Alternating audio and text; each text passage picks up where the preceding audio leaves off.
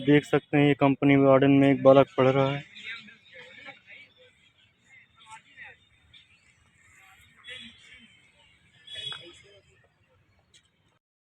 Guys आप देख सकते हैं कंपनी गार्डन का सनसेट, क्या गजब का व्यू है, बहुत ही बढ़िया लग रहा है।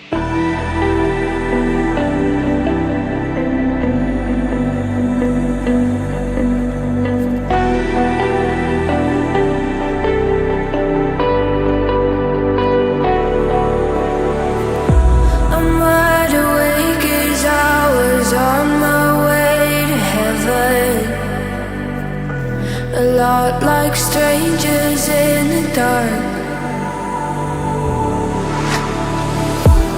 Had my days when I was hoping I'd do better. I'm so glad you talked me down. Only when the sun won't go down and the night screams so loud, I know that you always see.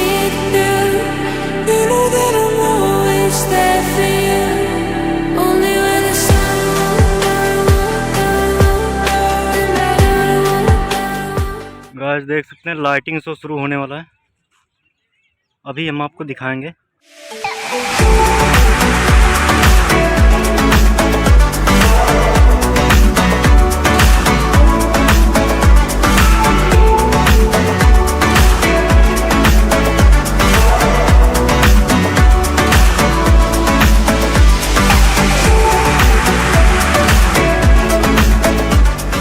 तो ये है ticket घर, ticket ज़्यादा का नहीं है, बस 30 या 50 रुपए का है। तो गाइस फाइनली टिकट मिल चुका है, आप देख सकते हैं। तो चलिए अंदर चलते हैं, देखते हैं क्या है। दो दोस्तों हम अंदर आ चुके हैं, थोड़ी देर बाद यहीं पे स्टार्ट होने वाला है।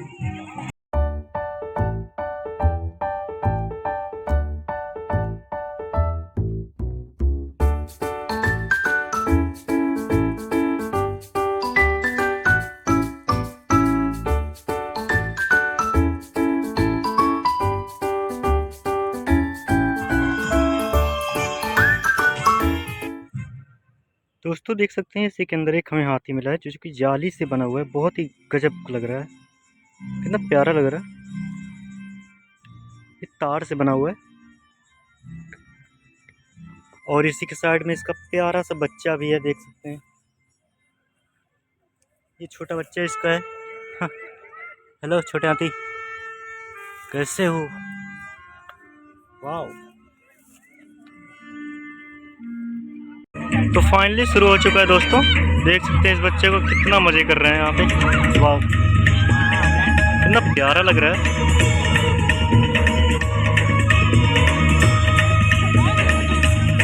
छोटे बच्चों को देख सकते हैं कितना मजा आ रहा है, इनको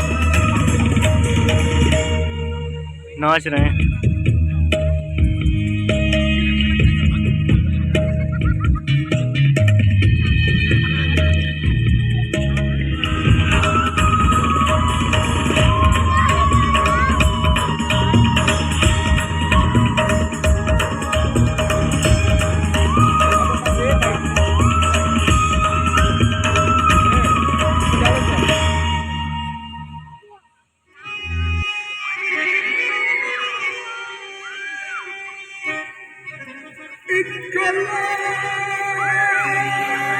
वाह इंडिया का फ्लैग है दोस्तों, कितना प्यारा लग रहा है। वाह अमेजिंग।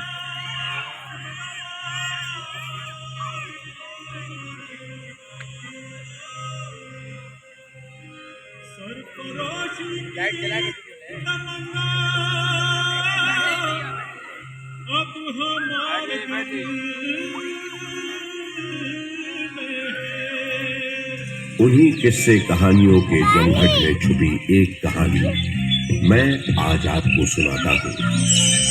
ये संगम का गंगा दृश्य, जमुना सरस्वती के संगम पर हजारों साल पुराने बसे हुए शहर की कहानी, इस प्रयागराज की कहानी जिसका वर्णन ऋग्वेद में भी मिलता है।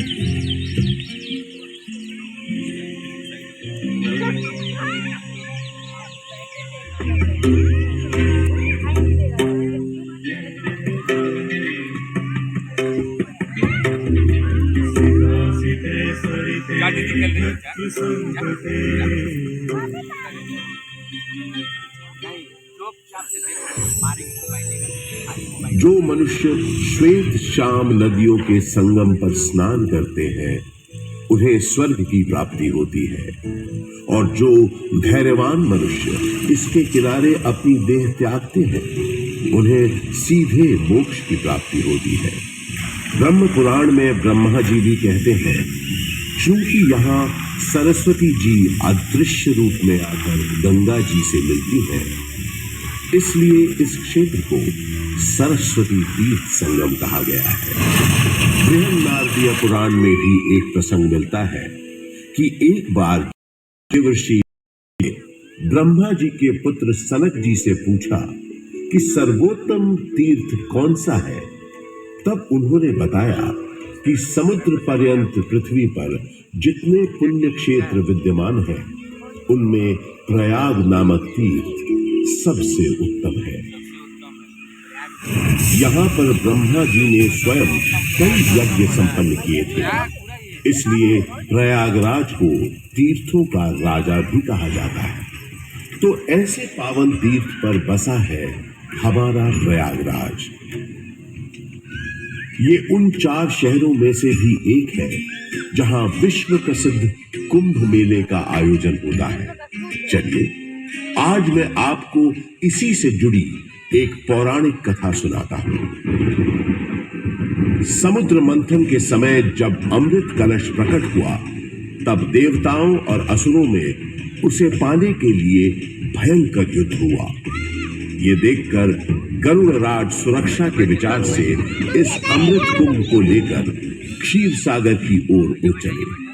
कहते हैं उनकी इस यात्रा के दौरान पृथ्वी पर 4 जगह अमृत की कुछ बूंदें छलक कर गिर पड़ी, और इन बूंदों से उन नगरों की नदियों के पानी में अमृत जैसे गुण आ गए। यही कारण है कि इन 4 नगरों में हर 12 वर्षों पर कुंभ का पर्व मनाया जाता है। लाखों श्रद्धालु साधु संतों के सैकड़ों अखाड़े गंगा जी में स्नान करने आते हैं, संगम किनारे सत्संग करते हैं, धूम लगाते हैं।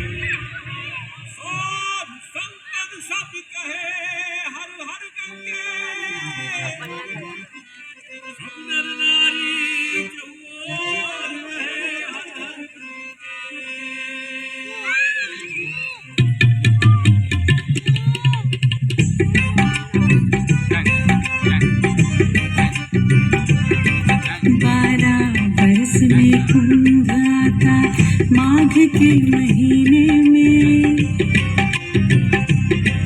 12 बरस में कुंभ आता। माघ के महीने में पावन जल अमृत बन जाता। माघ के महीने में 12 बरस में कुंभ आता।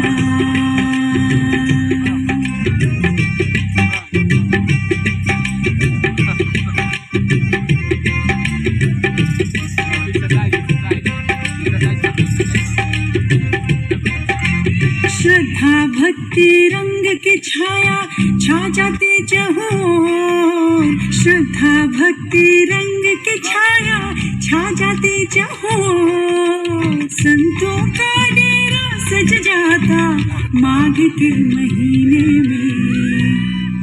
12 बरस में कुंभ आता।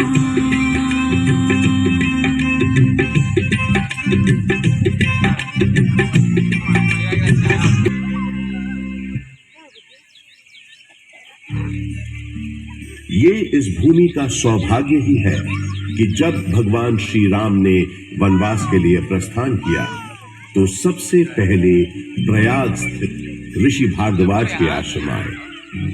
महर्षि भारद्वाज एक महान तपस्वी व ज्ञानी महर्षि थे।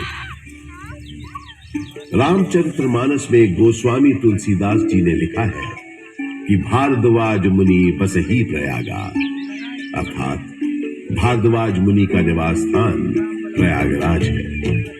ऐसा माना जाता है कि भगवान श्री राम ने वन जाते समय यहाँ रात्रि निवास किया था। भारद्वाज ऋषि ने भगवान राम को विदा करते समय बताया था कि आगे जाने पर आपको एक बरगद का पेड़ मिलेगा जिसे शाम वट कहते हैं। इसके नीचे बहुत से सिद्ध पुरुष निवास करते हैं। ये शाम वट ही आज का अक्षय वट है। इस अक्षय वट के महत्व का वर्णन पुराणों में स्पष्ट रूप से किया गया है।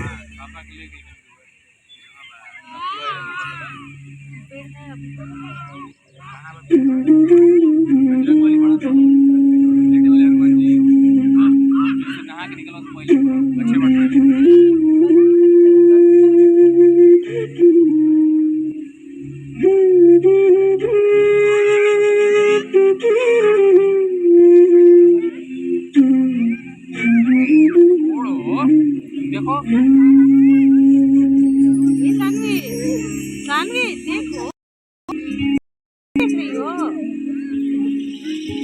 मूलम विष्णु स्वयं साक्षात् स्कंधा लक्ष्मी स्वयं शुभा।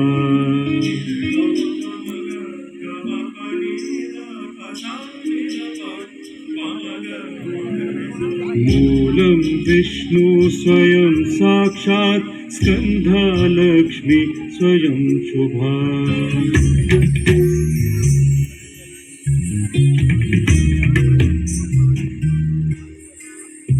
भारती देवी पुष्पाणि विबुधेश्वरः।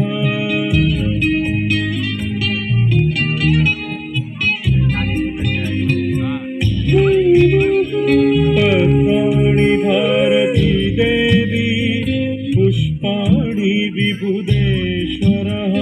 ब्रह्मापदानि सर्वाणि सर्वधारे हरि। ब्रह्मापदानि सर्वाणि सर्वधारे हरि प्रभु। अर्थात अक्षय वट की जड़ें स्वयं साक्षात विष्णु है, शाखाएं स्वयं मंगलमयी लक्ष्मी है। उसके पत्तों में देवी सरस्वती वास करती है तो उसके पुष्पों में भगवान शंकर। चतुरानंद ब्रह्मा जी इसके फल हैं और विष्णु जी इन सब का आधार है। में भी प्रयाग का बड़ा महत्व था। इसका एक बड़ा साक्ष्य है यहाँ उपस्थित अशोक की लाट। सम्राट अशोक का संदेश तो इस स्तंभ पर अंकित है ही। गुप्त काल के शक्तिशाली राजा समुद्रगुप्त का प्रयाग प्रशस्ति अभिलेख भी इसी स्तंभ पर खुदा है। 16वीं शताब्दी के अंत में सम्राट अशोक का ये स्तंभ उस किले का हिस्सा बन गया जिस किले का निर्माण संगम के किनारे मुगल बादशाह अकबर ने करवाया था। बुद्धं शरणं गच्छामि, धम्मं शरणं गच्छामि, संघं शरणं गच्छामि।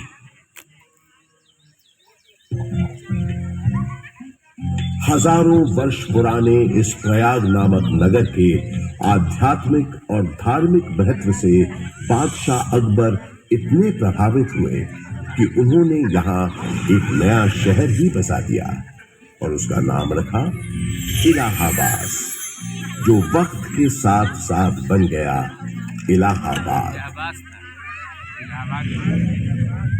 अपनी भौगोलिक स्थिति, सुंदर आबोहवा और राजनीतिक महत्व की वजह से इलाहाबाद ब्रिटिश हुक्मरानों को भी बेहद पसंद आया और कुछ ही समय में ये शहर ब्रितानी हुकूमत का एक महत्वपूर्ण केंद्र बन गया।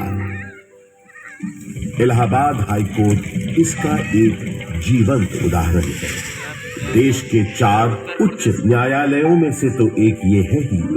इसके अलावा अनेक महत्वपूर्ण और ऐतिहासिक फैसले देने का श्रेय भी इस न्यायालय को जाता है। शिक्षा के प्रसार के लिए अंग्रेजों द्वारा बनाया गया को दूसरा महत्वपूर्ण योगदान विश्वविद्यालय हुई। पूरब का ऑक्सफोर्ड कहे जाने वाले इस विश्वविद्यालय का शुरुआती नाम म्योर सेंट्रल कॉलेज था। यहाँ का विजयानगरम हॉल और 7 खंडी मीनारें इतनी सुंदर और आकर्षक है कि आते जाते लोगों की निगाहें बरबस अपनी ओर खींच लेती है। 20वीं सदी की शुरुआत से ही इलाहाबाद हिंदी साहित्य का एक बहुत बड़ा केंद्र बनकर उभरा। ऐसी ही कुछ प्रसिद्ध शख्सियतों के नाम एकाएक तब याद आते हैं जब इस शहर से जुड़े साहित्यकारों की बात होती है। जैसे हास्य व्यंग के मशहूर अकबर इलाहाबादी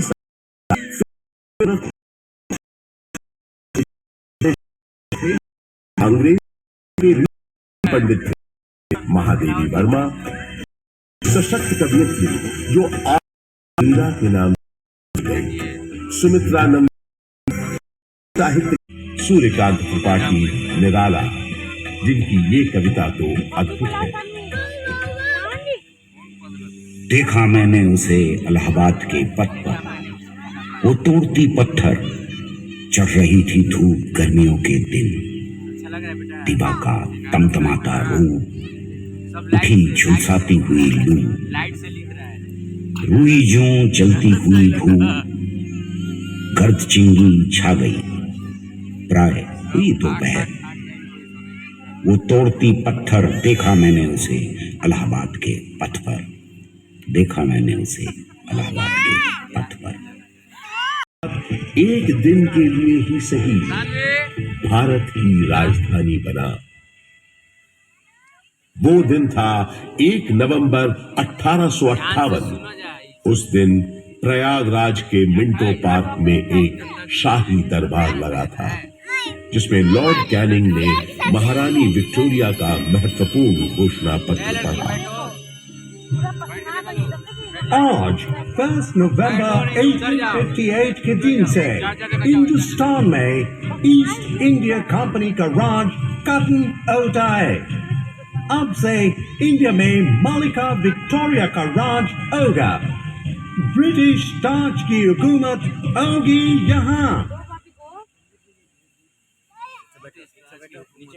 उस दौर से निकलकर समय के साथ थोड़ा आगे बढ़े तो मुझे याद आता है अपने चारों ओर बाहें फैलाए ये विशाल पार्क, जिसके आंगन में खड़ा मैं आज आपको ये कहानी सुना रहा हूं। बात सन 1870 की है, जब एडिनबर्ग के ड्यूक एल्फ्रेड साहब इलाहाबाद आए थे। उन्होंने यहां आकर 133 एकड़ के इस बड़े से भूखंड पर एक विशाल पार्क का शिलान्यास किया था। उन्हीं के नाम पर तो इस पार्क का नाम पड़ा है, एल्फ्रेड पार्क। ब्रितानवी हुक्मरानों ने इस पार्क के भीतर कई एक महत्वपूर्ण इमारतों का भी निर्माण करवाया, जैसे आपके पीछे ये मशहूर गवर्नमेंट पब्लिक लाइब्रेरी। इलाहाबाद के उस जमाने के कमिश्नर फ्रांसिस ऑटवे मेन एक लाइब्रेरी बनवाना चाहते थे, जिसके लिए उन्होंने मशहूर आर्किटेक्ट रिचर्ड रॉस्किल बेन को बुलवाया और कहा, बेन, हमने तुमको बोला था ना, हमको एक लाइब्रेरी बनाने का है। आई रिमेम्बर सर, आपने बताया था आपका डियर फ्रेंड और इलाहाबाद का एक्स कमिश्नर मिस्टर कटबर्ट बेंसले थॉर्नहिल का मेमोरी में आपको एक लाइब्रेरी बनवाना है, राइट? यस, थॉर्नहिल खुद एक बहुत काबिल टाउन प्लानर था। आधा इलाहाबाद उसी ने प्लान किया है। ये लाइब्रेरी उसकी मेमोरी को बिफिटिंग ट्रिब्यूट होना चाहिए। ओह, आप बिल्कुल बेफिक्र रहे सर। मेरा दिमाग में स्कॉटिश बैरोनियल रिवाइवल स्टाइल की एक ब्यूटीफुल बिल्डिंग का प्लान है, जो एकदम परफेक्ट होगा ट्रिब्यूट देने के लिए।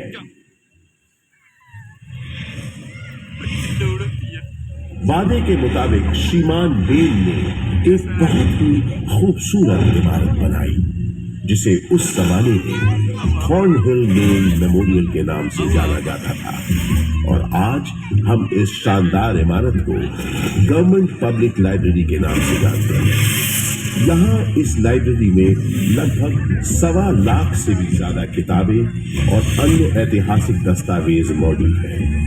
पूरे उत्तर प्रदेश में सबसे बड़ी लाइब्रेरी यही है। विक्टोरिया मेमोरियल कोलकाता में है, ये तो सब जानते हैं, लेकिन उससे थोड़ा छोटा मगर बेहद सुंदर विक्टोरिया मेमोरियल यहाँ प्रयागराज में भी मौजूद है।